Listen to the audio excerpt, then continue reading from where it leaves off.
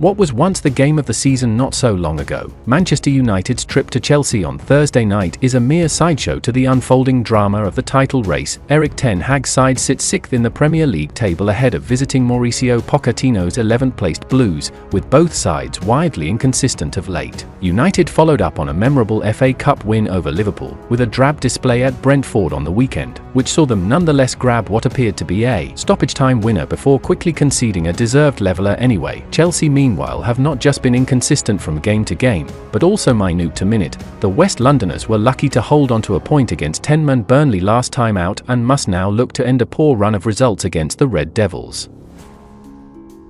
After Mudryk won the spot kick for Chelsea towards the end of the first half, Palmer stepped up from 12 yards to score his 14th goal of the season in all competitions.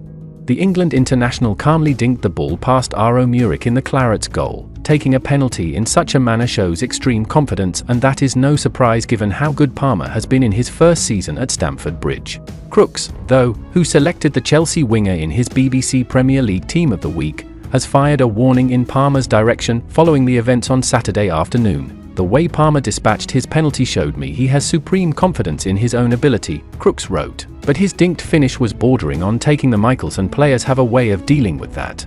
If he's not careful, he may have his wings clipped. Palmer went on to score his 15th goal of the season in the same game, but it still was not enough for the Blues to secure all 3 points against Burnley. After the match, Palmer went on a passionate rant after missing out on the victory. "It's poor. It can't happen, especially when they go down to 10 men, Palmer said to Sky Sports. "The changing room is really down. When they went down to 10 men, we were 1-0 up and just got too comfortable. Same story, we kill ourselves every week. It's got to improve from us as players. We had many chances, and then that time we defended sloppy. It is very disappointing. On a personal level, it is good to score 2, but if you don't get the 3 points, they count for nothing. I think it's our consistency all around the pitch, being alive and not switching off like we did today. We seriously have to do some consistency if we want to do something." Chelsea do not have too long to reflect on the draw, though, with the visit of Manchester United on the horizon. Erik ten Hag's side come to Stamford Bridge on Thursday night as the Blues look to get back to winning ways in the Premier League. The Red Devils left West London with a scarcely deserved point, having been second best throughout Saturday's contest, with Brentford racking up an incredible 31 shots on goal and registering 80 touches in the penalty box. In their last 4 games, United have conceded 106 shots, and Neville is extremely concerned by their latest outing, particularly the lack of work rate out of possession, ahead of a crunch week that sees them take on Chelsea and Liverpool. Speaking on the Gary Neville podcast, he said, "I watched them last night and couldn't believe really what I was watching. I thought they would put a bit of pressure on Tottenham and Villa in the run-in. It's actually really difficult to play that badly. Honestly, it really is.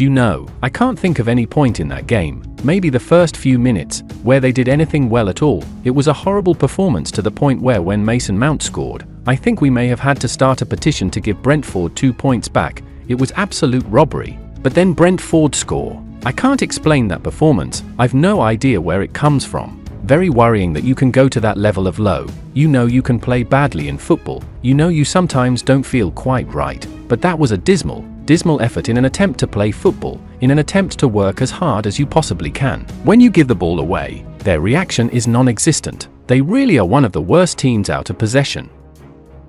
Up-and-coming right-back Malo Gusto had to be replaced in the dying embers of the Burnley stalemate with a hamstring concern, although Pochettino did not deliver an immediate update after the game, leaving his availability for Thursday clouded in uncertainty. Levi Colwill is working his way back from a painful toe injury and is still being restricted to his rehabilitation program, so he will not be at Pochettino's disposal for the Man United visit. Goalkeeper Robert Sanchez had only just come back from a knee injury and played 2 FA Cup ties before picking up another unexplained issue, which will render him unavailable this week as well. Ben Chilwell could not contribute to the draw with Burnley due to a blow to the knee, but he had taken part in training prior to that stalemate and will be pushing to return for Thursday's contest. United saw both Raphael Varane and Victor Lindelof substituted with issues during the draw with Brentford. Harry Maguire returned from injury off the bench. Mason Mount could earn a start after his goal in West London, while Johnny Evans is a further doubt and Luke Shaw remains unavailable.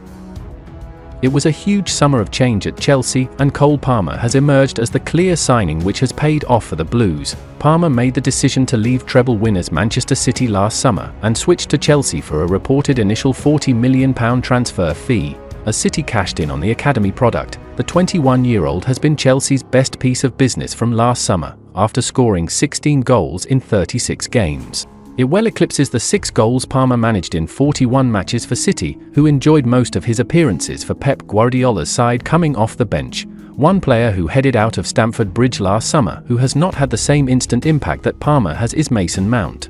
With a year left to go on his Chelsea contract, Manchester United agreed an initial £55 million transfer fee for Mount, but he has not had much impact at Erik ten Hag's side. Mount has made only 13 appearances so far for United, but has missed large parts of the season due to injury, and he has been restricted to just 7 starts in all competitions.